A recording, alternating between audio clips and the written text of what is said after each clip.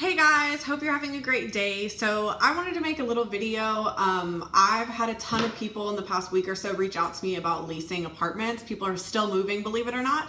So I wanted to make a little quick video to just give some tips that I think might be helpful if you're having to do these FaceTime tours or self-guided tours, just because unfortunately we aren't able to do tours in person. So stay tuned. Let me know what you think. Believe it or not, a lot of these apartments, they're not doing tours in person, which we all know, but they're doing FaceTime tours, virtual tours. I've also heard of people doing these self-guided tours, and I think the self-guided tours are genius. Basically, they're allowing people to come in and tour the community without a staff member, so they'll either leave you a key or leave the apartment door unlocked. So definitely, when you're looking at different apartment options, if you're still moving, ask if they're doing self-guided tours. In addition to that, a lot of these apartments are doing like 30-day guarantees or 2-week guarantees. They're allowing you to move in, and if for some reason you hate the place, they are letting you move out. Not all apartments are doing this, but a lot of them are doing this. So definitely ask if they have any kind of a guarantee day period situation. That'll cover you. It'll make you feel a little bit more secure. Obviously, you don't want to just be moving into places left and right because it's expensive as hell to move. You don't want to be packing up and unpacking more than one time. But it is kind of like a sense of relief to know that if something's terribly wrong with that place, you can get out without having any kind of lease break penalty. Another thing is, if you're doing a FaceTime tour, don't be ashamed to ask that leasing agent if they can send you a video of the apartment after you do the tour. I like to look at things several times. If you're looking at multiple apartment communities, they all seem to start running together. So it's not a bad idea to ask for a little video of the apartment after you've done the FaceTime tour. It's not even a bad idea to ask for a floor plan with the dimensions. If they don't have the dimensions, ask them to go and measure that apartment.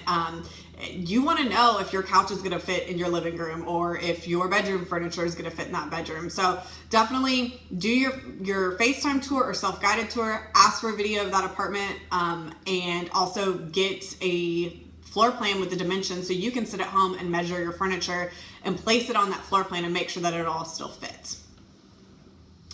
Another thing is, definitely get mostly everything in writing. I typically have a list of questions that I ask, like what are the utilities, what are extra fees that I'm going to pay every month, what's going on with guest parking, where will I park, how far is my parking from the apartment. Definitely have like a list of questions and get that in writing. Email it to the leasing agent, have them write out the answer. So for any reason you have any kind of discrepancy, like after you move in, if something was not as if you were told, at least you have something in writing.